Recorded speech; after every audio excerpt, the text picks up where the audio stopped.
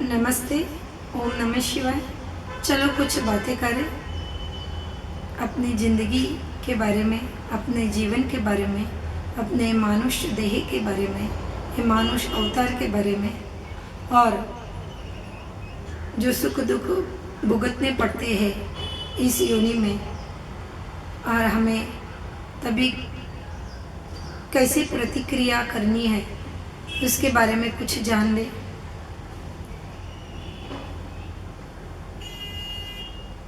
अन्याय, आज का विषय हम लेंगे अन्याय। हमें कभी कभी समझ में नहीं आता है, अगर कोई हमारे साथ अन्याय कर रहा है तो हमें अन्याय के विरुद्ध लड़ना चाहिए या सहन करना चाहिए। क्योंकि कभी कभी हम बहुत उलझन में पड़ जाते हैं। जब शास्त्र में किस बात के लिए लिखा रहता है कि अन्याय के विरुद्ध लड़ना चाहिए, जैसे श्रीमद् भगवद गीता में श्री कृष्ण ने अर्जुन को बताया है कि आपको चुप रह के नहीं बैठना चाहिए और आपको अन्याय के विरुद्ध, जो कौरव वो आपके साथ अन्याय करे उसके विरुद्ध लड़ना चाहिए। और कुछ अध्याय में सहन की बात भी आती है कि सहन करना चाहिए हमें। तो हमें समझ में नहीं आता है कभी कभी कि हमें क्या प्रतिक्रिया करनी चाहिए। अगर कोई हमारे साथ गलत व्यवहार कर रहा है तो हमें जवाब देना चाहिए या चुप बैठना चाहिए। कोई हमारे साथ अन्याय कर रहा है तो हमें जवाब देना चाहिए या चुप बैठना चाहिए। अगर हम चुप बैठे तो हमें लगता है कि हम उससे डर गए, ऐसी अपनी इमेज हम खुद बना लेते हैं, या दूसरे लोग हमारे तरफ से वो छाप हम पर डाल देते हैं कि हम डर गए इसलिए कुछ बोल नहीं रहे। ऐसा होता है, बहुत लोगों के साथ होता है, क्योंकि दुनिया में तरह तरह के लोग हैं और बहुत लोग के साथ हमारा बैठना उठना रहना होता है। और जब घर के कुछ रिश्तेदार हमारे साथ अन्याय कर रहे हो तभी हमें ये बात मन में आती है कि हमें अन्याय के विरुद्ध खड़ा रहना चाहिए, बोलना चाहिए या चुपचाप सहन करना चाहिए। तो मेरी तरफ से मैं जो सोच रही हूँ मैं आपको बता रही है कि अन्याय की विरुद्ध लड़ना तो चाहिए। हमें पता है कि हमारे साथ अन्याय हो रहा है तो हमें ज़्यादा अपनी शक्ति नहीं बर्बाद करनी है वो काम में।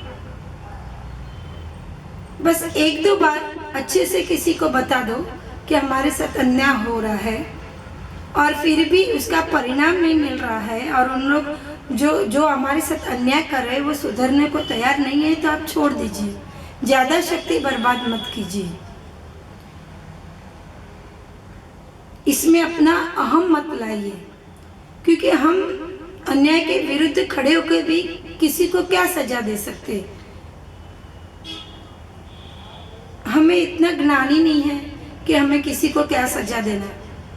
इसीलिए उस वक्त आप ईश्वर को याद कीजिए, और ईश्वर कभी किसी को अन्याय नहीं होने देता है। ईश्वर के दरबार में सबको न्याय मिलता है और ये न्याय दिलाने का काम सिर्फ ईश्वर का है, हम मनुष्यों का नहीं है। इसलिए आप निश्चिंत हो जाइए। आप ऐसा मत समझिए कि आप किसी धोखे का शिकार बन गए और तनाव में मत रहिए। आप सिर्फ एक ही काम कीजिए उस वक्त। आपको कुछ झगड़ना नहीं है, लड़ना नहीं है, कुछ एक्शन नहीं लेनी है। आपको सिर्फ और सिर्फ ईश्वर पे छोड़ देना है, और ईश्वर पे श्रद्धा रखनी खूब जरूरी है, और ईश्वर की भक्ति करनी बहुत ज़रूरी है। भगवान उनके भक्तों को कभी अन्याय नहीं होने देते हैं, और हमेशा भगवान के भक्तों को ही अन्याय होता है। क्योंकि भगवान को भी मौका मिलता है अपने भक्तों के साथ, भक्तों को लिए कुछ करने का भगवान को मौका मिलता है।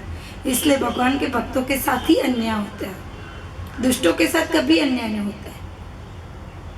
उन लोग तो अन्याय करते हैं, उनके साथ कोई अन्याय करता नहीं है, वो करते हैं सबके साथ अन्याय और उसके शिकार बनते हैं भगवान के भक्त। क्योंकि भगवान को भी तो मौका मिलना चाहिए अपने भक्तों के बाजू से पक्ष लेके अपने दुष्टों को जवाब देना। इसलिए आप निश्चिंत हो जाइए और सिर्फ भगवान को याद कीजिए और ईश्वर को बोलिए कि आपके दरबार में तो किसी को अन्याय नहीं होता है, हम जानते हैं, फिर किस बात का हमें तनाव, किस बात का दुख। हम और आप खुश रहिए, आपके भगवान ने आपको जो उस वक्त दिया है उसमें आप खुश रहिए। आप अगर अन्याय के विरुद्ध लड़ने जाएंगे तो शायद हो सकता है कि जल्दी आपको उसका परिणाम मिल जाए, और भगवान पे जब आप ईश्वर पे छोड़ते हैं तभी उसका परिणाम मिलने को समय लगता है, तुरंत ही नहीं मिलता है परिणाम। इसीलिए आपकी श्रद्धा कभी कभी डगमगा जाती है, आपका विश्वास कभी कभी भगवान से अटल नहीं रहता है। भगवान के लिए सोचते भगवान है तो सही ना, फिर ऐसा क्यों हो रहा है, ऐसा हमेशा विचार आते रहते हैं मनुष्य के मन में। पर भगवान सब कुछ देख रहा है और भगवान को सब कुछ पता है, और समय आने पे सिर्फ समय का इंतजार करना पड़ेगा, क्योंकि समय आने पे ही भगवान न्याय कर सकते हैं। भगवान को भी समय का इंतजार करना पड़ता है, भगवान तुरंत हमें जवाब नहीं दे सकते। इसीलिए आप निश्चिंत हो जाइए और आप घबराइए मत कि आप अपना अहम बीच में मत लाइए। और जो दुष्ट लोग हैं वो कोई ना कोई बहाना करके आपको जीतने तो नहीं देंगे, वो आपको झूठा ठहराएंगे। आप जो नहीं कर रहे हैं वो कर रहे हैं बताकर आपको झूठा ठहराएंगे और आप कुछ नहीं कर सकेंगे। आप कितनों को क्लैरिफिकेशन अपना देने को जाएंगे, आप कितनों को सफाई देने को जाएंगे कि नहीं हमने ऐसा नहीं किया है, हमने जो भी किया है उन्होंने गलत किया, ऐसा बोलना छोड़ दीजिए आप, क्योंकि उसमें आपकी शक्ति जा रही है, आपका बहुत नुकसान हो रहा है। और दुष्ट लोगों को तो इनसे कुछ फर्क नहीं पड़ता, जो दुष्ट है वो तो दुष्ट उनकी बढ़ती जाने वाली है दुष्टाई, उनको कुछ फर्क नहीं पड़ रहा है। तो आप अपने अच्छे कर्मों में लगे रहिए, अपनी भक्ति में लगे रहिए और आप भगवान पे सब छोड़ दीजिए। ईश्वर न्याय करेगा और ज़रूर करेगा। और आपको अपनी शक्ति को बर्बाद नहीं करनी है दुष्टों के पीछे, आपको भक्ति में मन लगाना है और जब समय आएगा तभी आपको अपने आप न्याय मिल जाएगा। बस अभी अगले वीडियो में हम दूसरे विषय के बारे में बात करेंगे। तब तक के लिए धन्यवाद। अगर आपको मेरा ये वीडियो पसंद आया हो तो ज़रूर से मेरी चैनल को सब्सक्राइब कीजिए, मेरे वीडियो को लाइक कीजिए और मेरे वीडियो को शेयर कीजिए। कृष्ण कन्हैया लाल की जय।